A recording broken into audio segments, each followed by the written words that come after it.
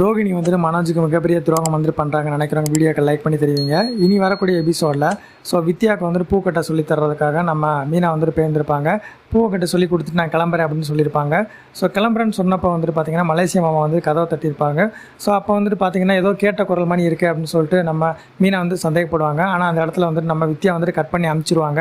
நீங்கள் இருக்கிறத பார்த்தா அப்படின்னா கண்டிப்பாக வந்துட்டு சிக்கலாயிரும் அப்படின்னு சொல்லிட்டு அவங்க போயிடுவாங்க. யாருன்னு கேட்டதுக்கு அவங்க வந்துட்டு பதில் சொல்லிடுவாங்க. அந்த மாதிரி வந்துட்டு நீங்கள் வரீங்கன்னு சொல்லிட்டு கறி சாப்பாடுலாம் வந்து செஞ்சு கொடுக்கலாம் அப்படின்னு சொல்லிட்டு கறிக்கடைக்காரர்கிட்ட சொல்லியிருந்து அவங்க தான் வந்துட்டு போனாங்கன்னு சொன்னதுக்கப்புறமா வந்துட்டு அவங்க சைலண்ட் ஆயிடுறாங்க. இன்னொரு பக்கம் வந்துட்டு பார்த்திங்க அப்படின்னா நம்ம முத்து வந்துட்டு வீட்டுக்கு வந்துட்டு வந்துடுறாங்க. என்னாச்சு சவாரி அப்படின்னு வந்துட்டு சொல்கிறாங்க.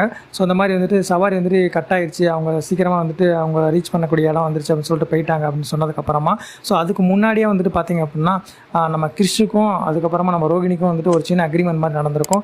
இந்த மாதிரி வந்துட்டு என் அம்மான்னு சொல்லி நீ கூப்பிடக்கூடாது நான் சொல்கிற வரைக்கும் அப்படின்ற மாதிரி சொல்லியிருப்பாங்க.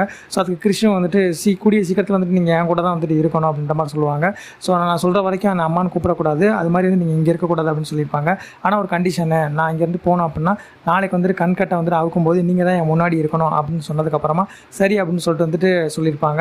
அதுக்கப்புறம் முத்து வந்துட்டு பார்த்திங்க அப்படின்னா ரோகிணி வந்துட்டு இந்த அளவுக்கு அந்த பையன் மேலே வந்துட்டு அக்கறையாக வந்துட்டு இருக்கிறத பார்க்கும்போது அவங்களுக்கு கொஞ்சம் டவுட் வர மாதிரி இருக்கும். ஆனால் வந்துட்டு சின்ன குழந்தைங்கனால எல்லோரும் வந்துட்டு கொஞ்சம் அக்கறையாக தானே இருப்பாங்க அப்படின்னு சொல்லிட்டு அவங்களும் வந்துட்டு கேஷுவலாக வந்துட்டு போயிருப்பாங்க. நம்ம அதுக்கப்புறம் மீனாவும் வந்துட்டு வந்துடுறாங்க. மீனா வந்ததுக்கப்புறமா நம்ம ரோகிணி வந்து ஷாக் ஆகிடுறாங்க.